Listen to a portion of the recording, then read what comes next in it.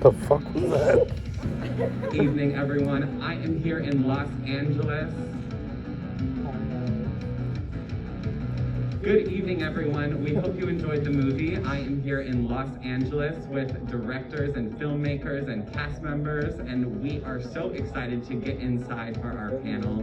We have just a few moments, and we will be headed in there, so sit back and relax, and we'll be on our way. Okay.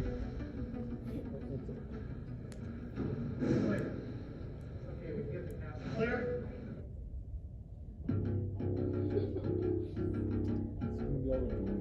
Okay, they made it home, I guess. Yeah, Daddy's home. Yeah, Daddy's home.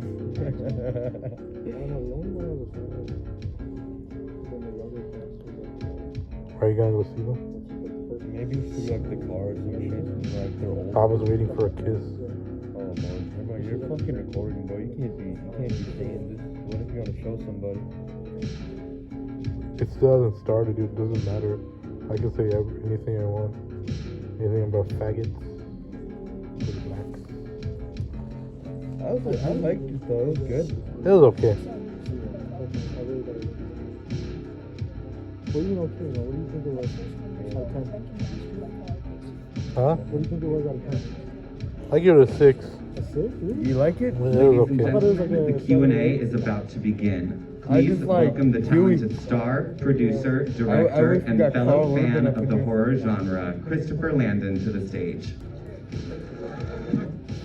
Bro, we should have seen Carl Urban come in, talk shit to Jack Quaid. How's everybody doing? What did you guys think of the movie? It was awesome, right? Well, we've got some amazing people here tonight. Let's start with the creator, the god of Scream, Kevin Williamson.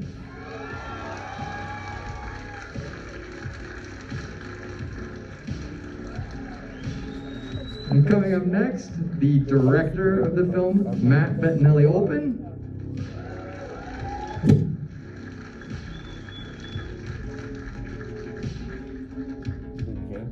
And Dewey Riley. David Arquette. Frozen coming on stage. Why would you not come back to this? That's my thing.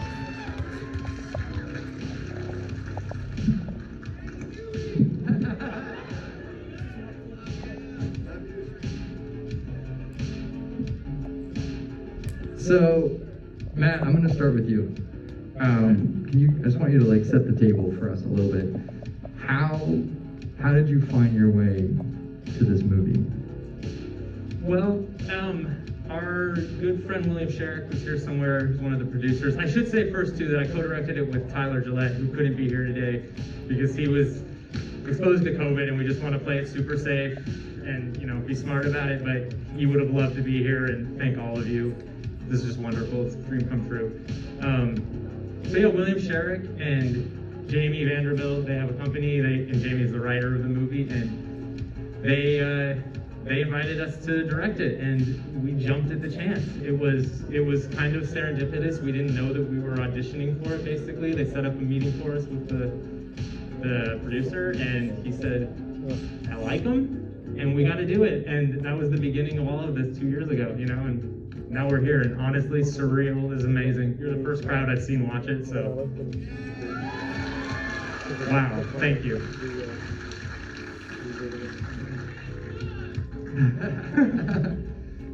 So I imagine that stepping into the movie you have big shoes to fill. Yeah, I mean, Wes is a hero, I think, to probably everybody in this room. I can certainly say that for myself. And so I think what I'm wondering is, coming into something like this, like how did you want to sort of both honor the legacy of the franchise, but also put your own stamp on it? Yeah, we talked about that a lot, and I think it was really important to us to honor Wes, I think more than anything, and those were the first conversations we had with you, and because that's not something we took lightly. He's an idol of ours, and so to even have this opportunity was incredible. And I think one of the things that we really learned from him is taking risk and taking chances, and that was something that we really tried to do in this, where we wanted to make sure that we took everything we loved about Scream and everything that you guys had done with Wes, and then pay our respects to it, and also pay respects by making sure that it moves forward. And that was kind of our goal across the board from day one. Now, when I saw Ready or Not, which is Oh, thank you. a great film, and of course everybody who's seen the film remembers the end of the movie, right? We've got these exploding heads, and it was really gory. Oh, yeah. And that was something that really stood out for me too with this film, was that this seemed like the most hardcore, violent, gory Scream ever made. And was that part of your decision process in terms of how to kind of separate the movie a little bit from the others?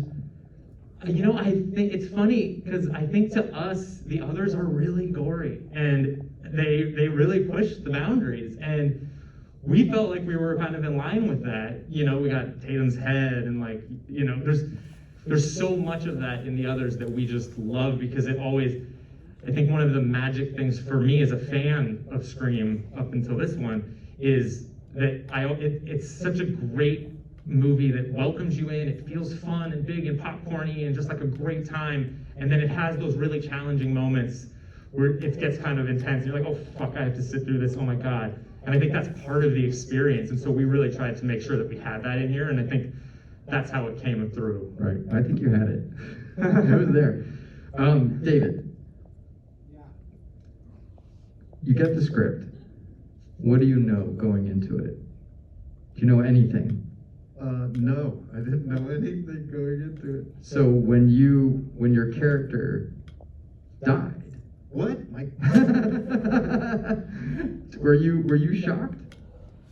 yeah, I was, but I had a conversation.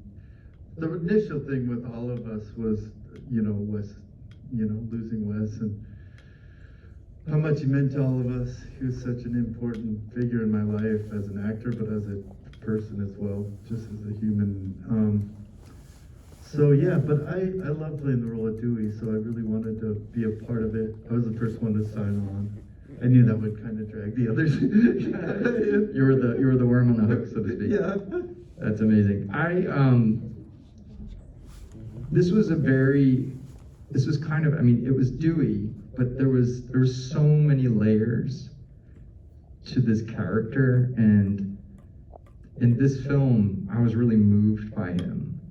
And what was the dialogue that you guys were having with each other to sort of find that? Because it was the same Dewey, like in the text message moment, which is amazing, but there's also there's Dewey the survivor, and there's Dewey who has PTSD, and Dewey who's going through so much loss and pain, and that was a really important and powerful layer to the character, and I'm just wondering what that process was like between you guys. Yeah, it was challenging. It's such a strange film because it's lasted 25 years and it's sort of tracked the course of my life in that time period. So my daughter Coco was here. She saw the film for the first time. That was just exciting for her to see parents on screen, But there were just elements about it that I had some issues with. Some of it got cut out, so it wasn't as big a deal as when I first read it. So, he was much more of a drinker in the original script. And I was like, it kind of feels a little, some of the problems I'd gone through in the past. So I was like, this just doesn't seem like Dewey. Like, he can be depressed, but he doesn't have to be like a boozer. He can be totally like his life didn't work out. But it got a good line. It got the good, that cut deep line. That was great. That was David improv. It was amazing. Oh, was it? Yeah, that was all you. Okay, good. Good to remember. Yeah, because it was real. There were a couple moments that I was sad not to see. There's another moment when I was sitting down and Heather's character said again, "Oh, say hi to," and I was like, "Oh, again, not married, not married anymore," kind of thing. Just because that's life, but. I mean, yeah. did everybody kind of have like did everyone come with their sort of, their list of like, I need these things to come back into this franchise?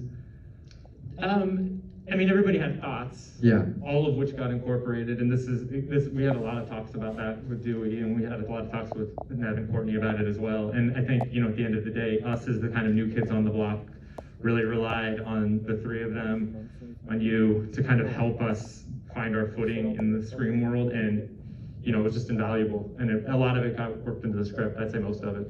Yeah, that's great.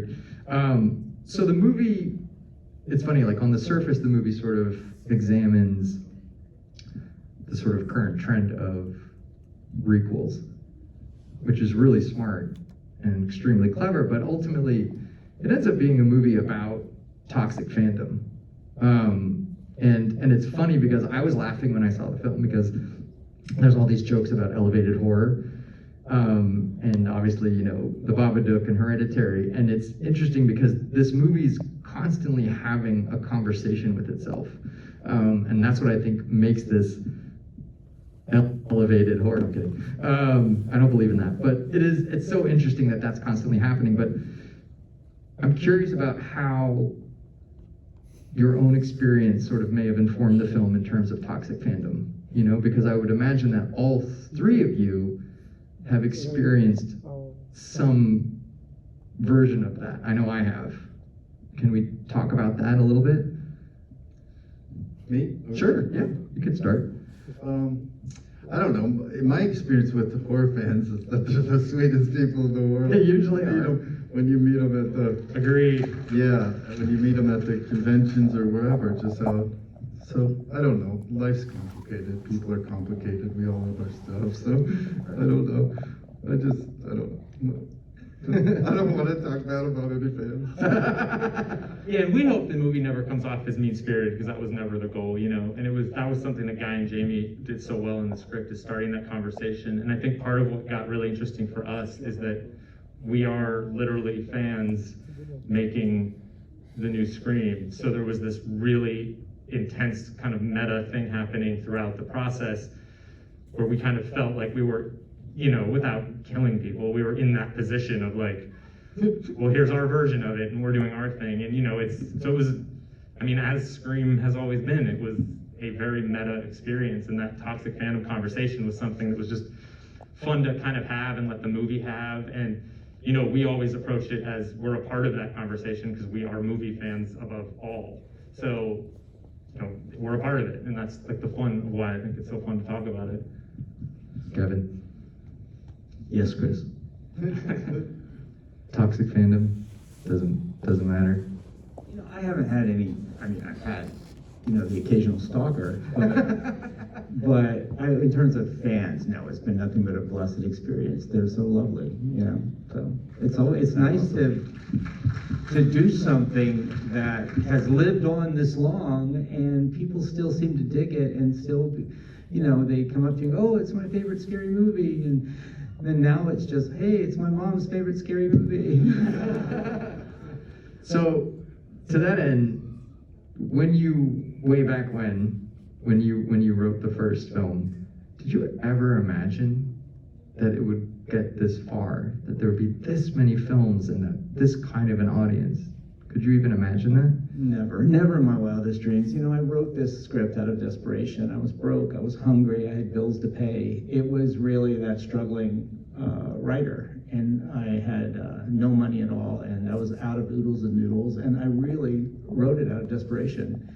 And it poured out of me in like 3 days, to be honest. And I did an outline, but the outline was 2 weeks, and then I wrote, I was moving. And the script I wrote over those 3 days is, give or take, I would say 90% of what we shot. Wow, that's amazing. I'm just sort of wondering about, again, speaking to how the longevity of the franchise, why do you think people have come back over and over again? What do you think is sort of the magic of this particular franchise? You know, it's so interesting because I can never understand what the zeitgeist is. I never really understand what's going to work until it works, and then you hit the zeitgeist. And when this movie first came out, I think the timing of it was absolutely perfect because horror movies were in the toilet. No one was making this type of film, and I was frustrated by it because I love slasher films. I always have. And I wanted to write the movie I wanted to see.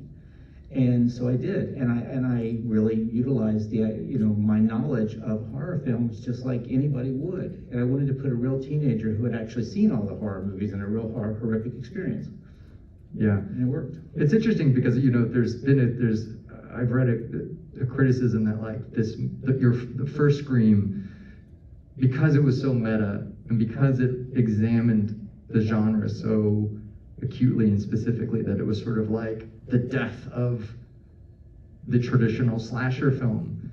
But when I saw the movie, I remember thinking, it's a love letter to the genre, and that it actually was able to it was a rebirth to me. And is that sort of the sentiment? I imagine it's the sentiment of most fans, but is that something that you kind of felt from people? That is exactly what I felt, and watching this film, I feel it again. And because I really do love this movie, and I think they did a great job. And my hope is that this is a rebirth, because it's been a long time since we did Scream 4. So this new one, I'm hoping is it will just lead the path down. So there's more. I hope there is. Is that bad luck? That would be wonderful. Yeah, knock on wood. Knock on wood, but it would be my hope to see Scream last forever and ever and ever. Me too. One other thing that I think was a real standout in the movie was that you guys ended up with 4 final girls. Like, that was super fucking cool, and it was something that I remember when I saw the film for the first time. I was so focused on it. Was that always the design? Was that always the plan, or was someone else maybe supposed to die, or? That was in the script that we read. It was exactly that. And there was something, I remember reading it for the first time, and we all kind of had that same reaction that you had. We were like, that's fucking cool. The first time I read the script, I loved it because I instantly felt the sisterhood between Sam and Tara and Sydney and Gail, and that parallel that worked. Yes. I thought it worked beautifully, and it was on the page, and it made it to the screen beautifully. Yeah, I'm still pissed about Dewey, but I am too. Can he? Maybe he lived.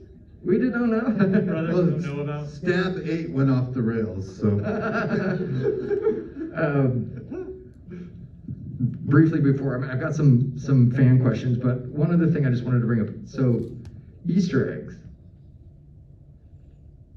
Were they in there? Were there a bunch of them? Were there tons of them? Like, are they everywhere? There are tons. There are so many. Yeah. And are there any favorites you want to mention, or are we trying to keep that secret? Oh man. I know Kirby was definitely a big one. That YouTube page where Kirby is, that is like Easter egg central. Every single thing on there is designed to have fun if you're looking for it. And the Kirby one was a really big one. We love Kirby too, and we were like, here's our chance to let her live. So Kirby lives. Kirby lives. That's amazing. Sorry, Kevin. No, I'm all for it. Let's do it. I mean, if you remember correctly, in Scream 1, Dewey died. Sure. And Wes had the smarts to shoot it one other way. And so he lived. Smart. Am I wrong, David? Isn't that? Yeah, that's good. Yeah. Very smart. We're glad that you did that. That would have been a real bummer. Well, through the whole process, we fell in love with Dewey, and we fell in love with David, and then suddenly it just became the right thing to do.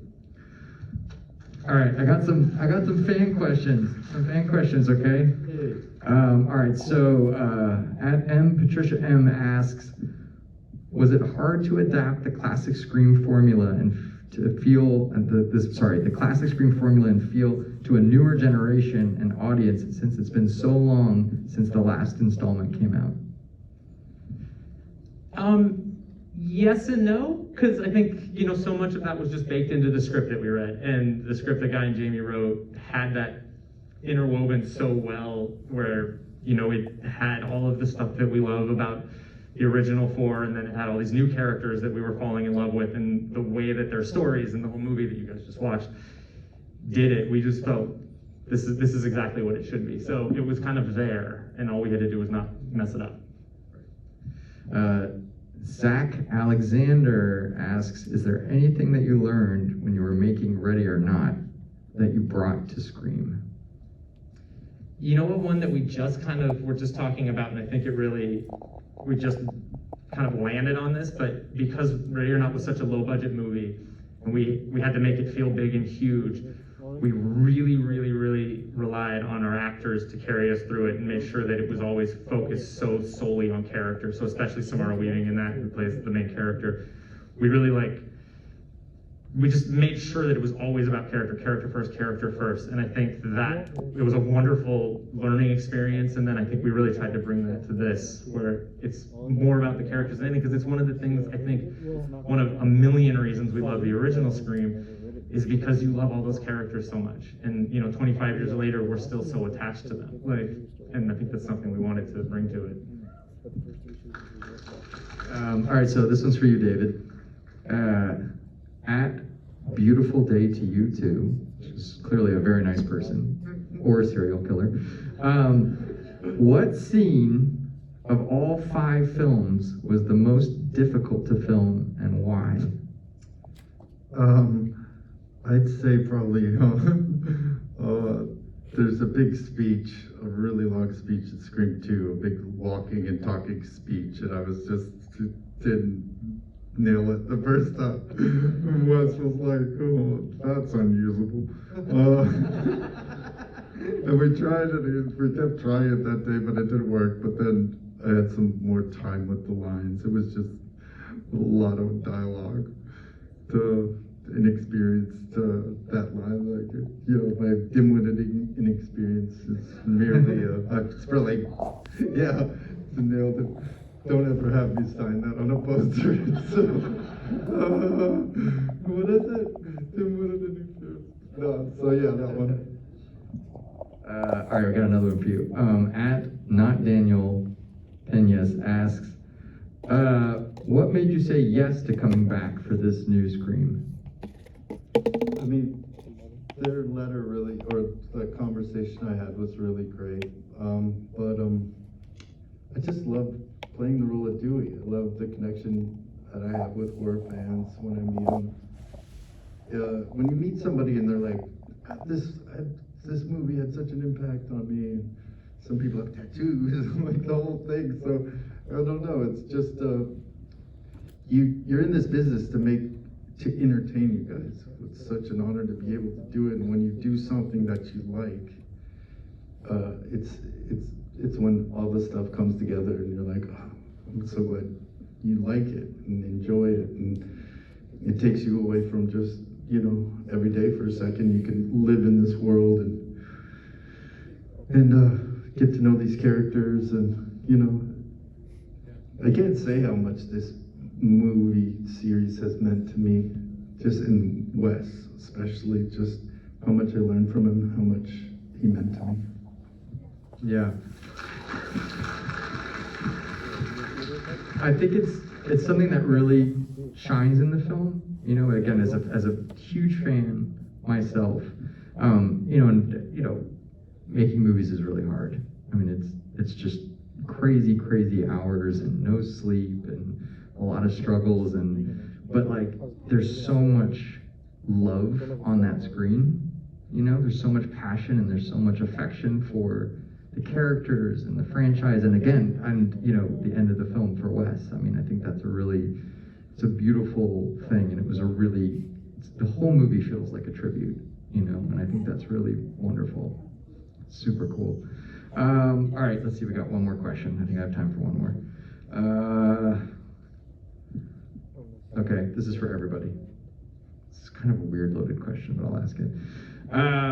Who has been your favorite Ghostface killer and why?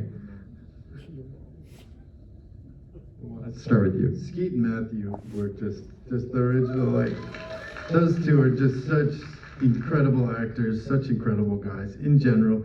I mean, I don't mean to take away from, everyone in this film, but they did a great job too. But just, I don't know, the Skeet and Matthew, just getting to know them and just having known them for all these years, they're just so wonderful. Matt? Same thing. I mean, I just think that they're so incredible in that first movie, and I think especially the whole arc they have, but that kitchen scene is, I think, my favorite scene, one of my favorite scenes of all time in any movie. So yeah, just incredible.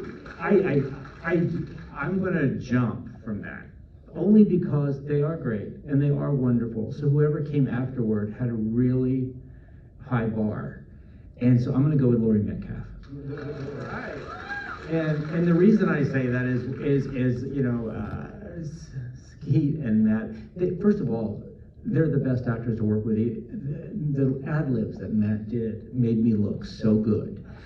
And I constantly thank him for that. And I saw it as a shout out.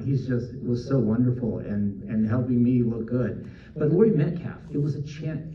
It was such a bar for her to have to she had this big monologue at the end. We were in the middle of rewrites. I was sitting in the theater chair writing it on sides. She was sitting there next to me, and we were just trying to figure it out. And I wrote it 3 different ways, and she did it 3 different ways, and then she did it 10 different ways. She just impressed me in the moment.